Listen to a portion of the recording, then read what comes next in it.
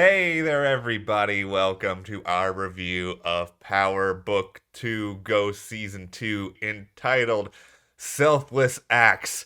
Who is really being selfless? Why are we still doing these classroom scenes that just make. I love so much about this show, but these scenes just make me want to pound my head against the wall every week. No, the classroom scenes can go, but this was a really good episode. There was a lot of good stuff where it started to move the mystery more of, who is going to go down for Jabari's murder. I had said last week that I thought Carrie was going to get pinned, and maybe that's happening. Tariq has made some interesting decisions. We will get into all of that. But before we do, I hope everybody out there who was celebrating Thanksgiving had a really good holiday. It was really fun over here. We, made some advent calendars and had a lot of food. We have a bunch of pictures up on our Instagram, which is Matt and Just TV if you want to check that out. And also subscribe. We're going to have new Power reviews up every week.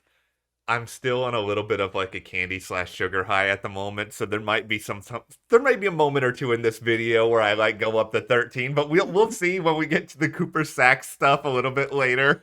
Okay, I would like to start here with my guy Kane. Okay. Because I love him. I think that he's a really smart character, and this episode was so good for him in so many ways. Yeah. I mean, he figured out a way to switch around the drugs and put in this sort of like powdered sugar. It was so smart to be able to get his way, to be able to be the hero that brings in the connect so that Monet will take him back. It was so well executed.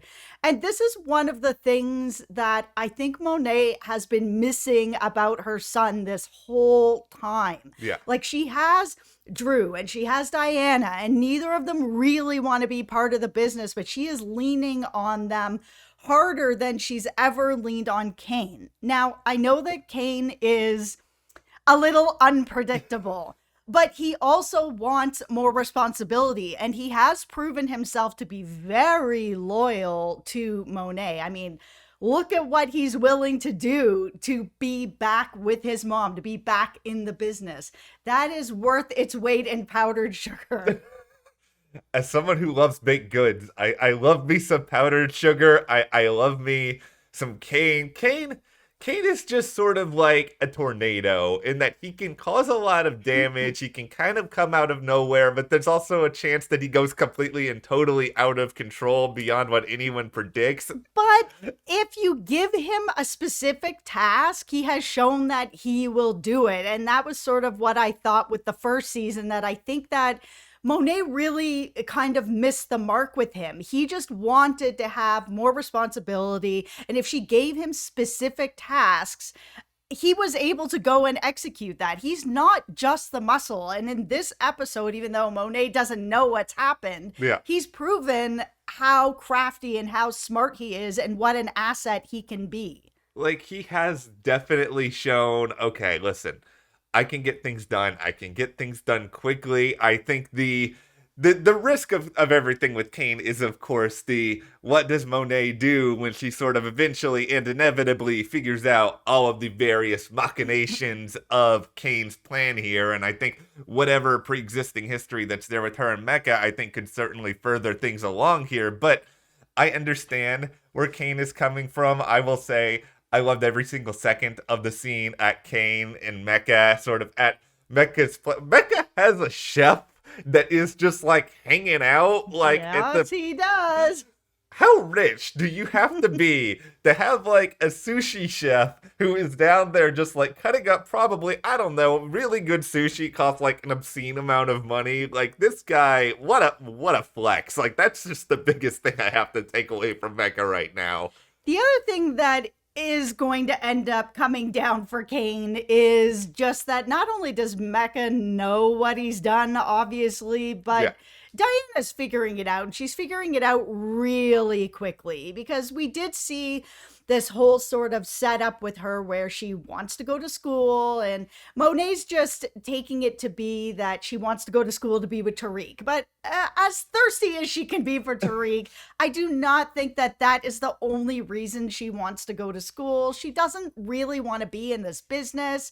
Monet has basically said that once Zeke goes professional, that none of them are ever going to have to be in the business anymore. Yeah. So my kind of issue with this is, why won't Monet just let her go and get her MBA? Like, what's the issue? They're really only going to be in this business for a couple more years. And then what? Why does Zeke have to take care of her? Why can't she take care of herself? Monet's need for control is just so crazy.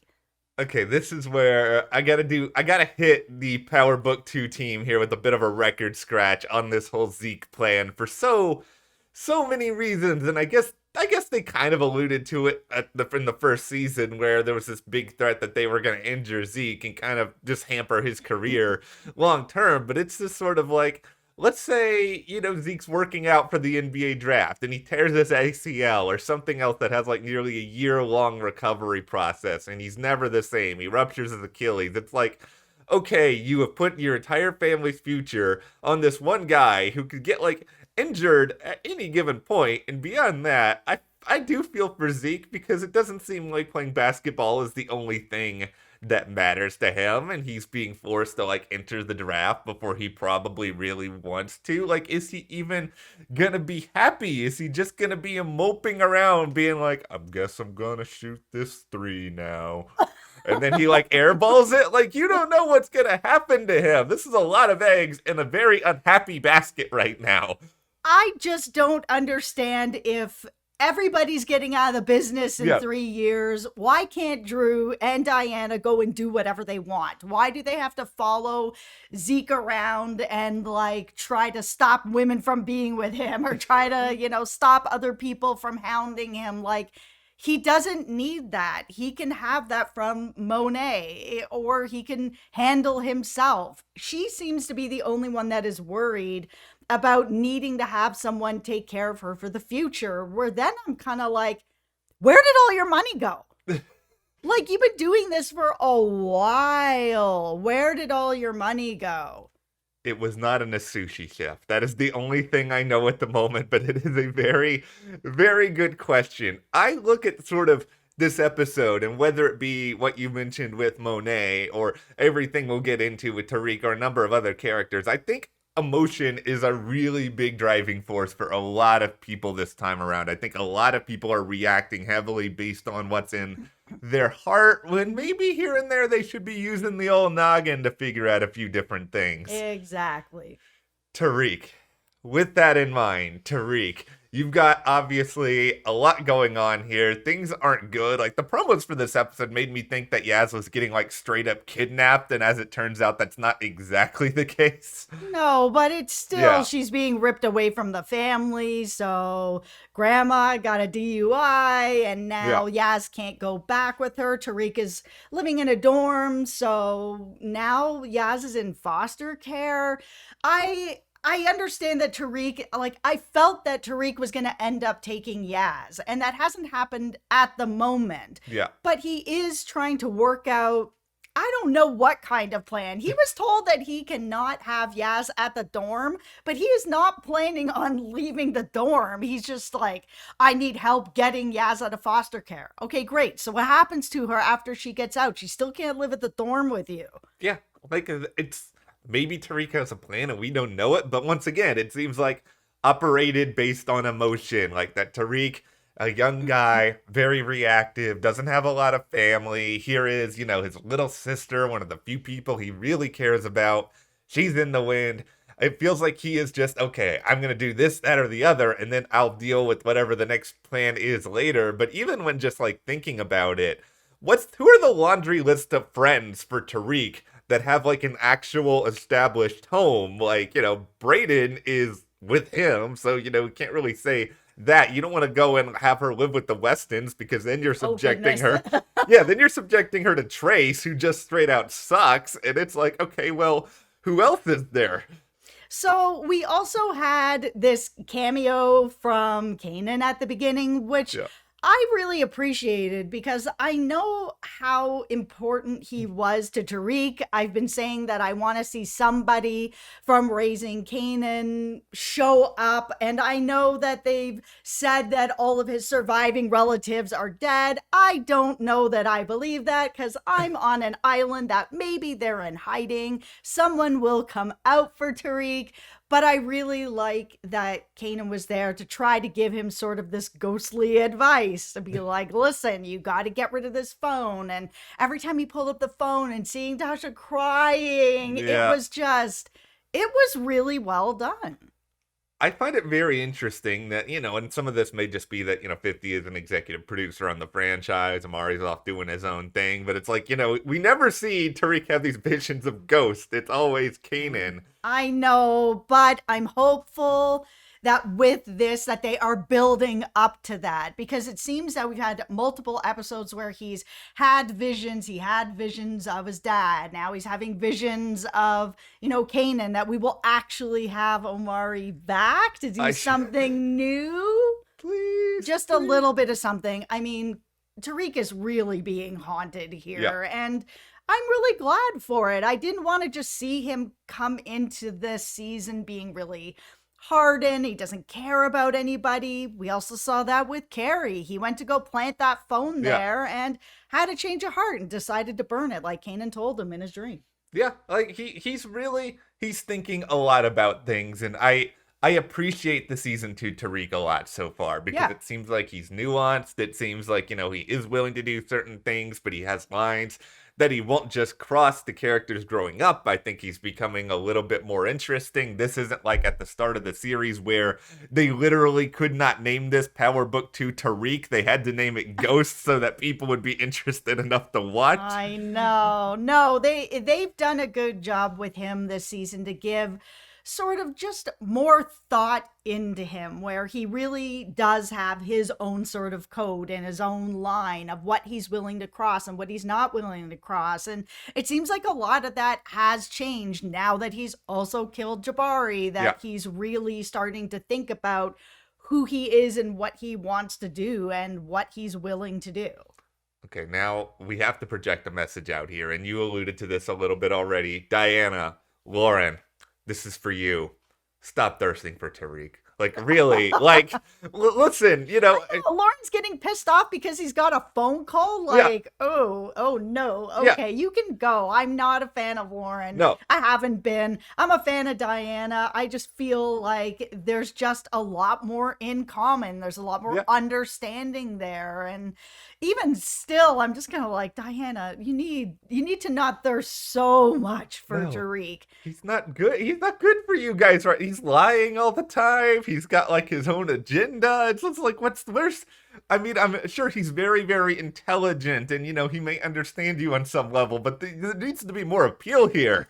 Yeah, and Tariq's not really giving a lot to Diana for her to really be thirsting this hard anymore. Like when she brought up the NBA thing, I was like, okay, now we're getting into a really good story for Diana that isn't just, where's Tariq?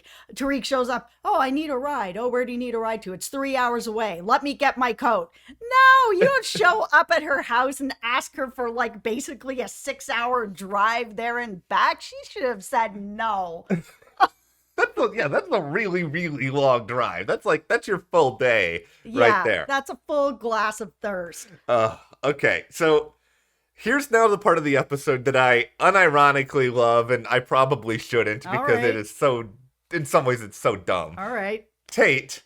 Oh boy, Tate. Oh boy. Okay. Talk about thirst.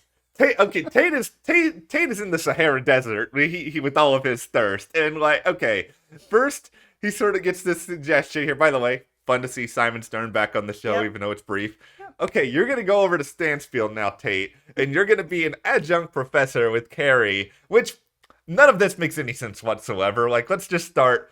If he was like a guest lecturer or something like that, I could see that. Yes.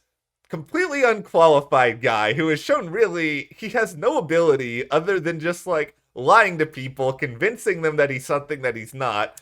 Unfortunately, unfortunately, this happens in college sometimes. I remember when I was in college and I was taking funeral service, the person who was doing the teacher of my marketing class was like a guy who owned 2 funeral homes, and that was his qualification to be the marketing teacher, and it was pretty bad. Like, he was not qualified, and we all did really bad on our boards because we did not know what was going on because he did not know what was going on. Hey, you do not know what is going on. You're in here like giving these students like bad advice. I will say I'm not a big Carrie fan, but I appreciated Carrie just like shutting down Tate repeatedly throughout this episode. Like I love Tate even though I shouldn't, but part of my love for Tate is watching Tate get owned in every possible way because he deserves to get owned. All right, let's talk about Carrie. So last week I'd said that I thought that Carrie was going to be a suspect, that she was going to sort of get set up for this, and that is how it is playing out right now. She has said that she has an alibi, but the alibi is Zeke. So if Zeke comes out as her alibi, she, may not get pinned with this murder, but she is going to lose everything else. She will no longer be a professor. She's been told she's going to get disbarred. Like, everything is just it's going to ruin her life. But at least she won't be in jail. She's in a really difficult spot. Like, it's okay. Okay, door number 1, prison. Door number 2, lose your job. I'll take door number 2. Yeah, I will also take. I can get another job. Yeah, and I think Carrie, ultimately, if you're able to prove your innocence, listen, you've obviously got ties to the DA's office, everybody in these prosecutors, like, clearly they're okay with having people on there who, have been tied to investigations and all. Look how long Sachs had a job at that office. They will be They will be more than happy to have you over there. This is the part of the episode that I'm just a little bit like, about. It's just miraculous that, like, every person on this show seems to somehow know every other person on this show. It's like, okay, Sachs knows Carrie because they both work together to some extent in the past. And then we find, Davis and Carrie have some sort of history here as well. Carrie has a history with everybody. They have set that up in season 1 that she's got this issue that she's like addicted to love and hooking up with people, and that it's a problem that she's been battling for a really long time. I mean, they haven't mentioned it really that much since the sort of beginning of last season. We're supposed to, I guess, just assume that that's still going on. She's not really getting any kind of help for it. She has been talking to her sponsor about it, but that's not really help if it is like she's having this sort of like love addiction. She may need to talk to somebody else. Yeah, I think listen, the moment that Davis is showing up at the door, like, even Davis is so bad that, Carrie recognizes how much of a giant red flag, because there's nothing Davis likes more than taking advantage of people. Oh my goodness, there was so much hooking up in this episode that by the time Davis showed up at her door, I was like, oh my goodness, enough. Like, it was, by the time we hit like the 3rd scene of people hooking up, Starz, I know you're watching this 18 minutes in. You have a smart show and you have a very good story going on. You do not need to jam this much hooking up into this episode, and that pun was intended. Stop jamming it into this episode. Okay. It's enough. Like, I feel like it just needs to be purposeful. Like, Sachs, his felt purposeful. He needed to be hooking up with that person so that he could get the information. Then we get to Effie. She does not need to be hooking up with anybody. It just feels like anytime anybody shows up at somebody's house, they're in the middle of hooking up. Yeah. Listen, this is it's a very frisky world, the Power Universe here, clearly. No, the Sachs thing may have made sense. I do not ever need to see a Sachs love scene ever again in my life. I'm sure we will see more, but no, it's enough. I'm good. I'm content. Listen, the Sachs is sort of the Joker to if Tariq is Batman, and I'm not altogether sure that Tariq is Batman, but just go with me here for a moment here, because no matter where these two end up, it always seems like Sachs has found a way to sort of get at Tariq and haunt Tariq, and now it is like, oh, look at this. Tariq just so happens to be involved at Stansfield, where one of these professors has magically turned out dead. And I think this is the great thing about Sax. And as much as it's easy to hate Sax, but apparently Sax is my guy, so I'm gonna. You named him your guy. I'm My gonna. guy Sax. That's what was going on during Power Book 1. I'm gonna forget that ever happened. But okay, no, my guy Sax here. Okay, this is what is good about this character. He doesn't care about Tariq being a criminal at this point. He's with Davis now. He's a defense attorney now. So now I think his motivation is, okay, let's try to find how Tariq is responsible for all of this, and then Tariq will need to hire us, and then we can make all of this money off of Tariq's back and end up finding everything we want and then some, because Sax wants nothing more than to pat himself on the back. You saw how happy he was and how much he was feeling himself after helping to some extent already. Yeah, I mean, the more information they can get from Tariq, the more money they can end up making. I mean, I don't think they really care if they're going to be sort of prosecuting him or defending him. Yeah. I think eventually he will find a way that he's going to really be the person that is going to be on trial for everything that's going on. I think they're still making the case and trying to gain his trust, and hey, let me help you with your sister, now we're all right, kind of thing is the way that they're going about it. There's I at least feel like this episode was a little bit more unified than the premiere, where the premiere I was kind of like, why are we getting so much Tate? You know, why? It's like, okay, it's starting to make a little bit more sense. I think there's some really good stuff that's going on right now. Yep. Kick the classroom scenes to the curb. Nobody cares. Nobody No, needs them. no, I'm done with Lauren as well. I know that there's Lauren fans out there, and I'm sorry, but it's just, it's not moving the No. actual story anywhere. It's just a kiss and then she's mad, and then another kiss and then she's pissed, and then she's trying to connect with him and he doesn't want to connect and she's mad. Like, she needs something to do besides be Tariq's girl. It feels like they want Tariq to have like his own version of Angela, so somebody who's sort of outside the life that he can sort of present himself in a certain way to. And guess what? It's not working. Didn't always work for Angela either. No, it's true. So okay, let's hear from you guys. What did you guys think about Power Book 2, Season 2, Episode 2? Be sure to share in the comments, and once you do that, hit that subscribe button, give us a like. Thank you so much, and we will see you here next time.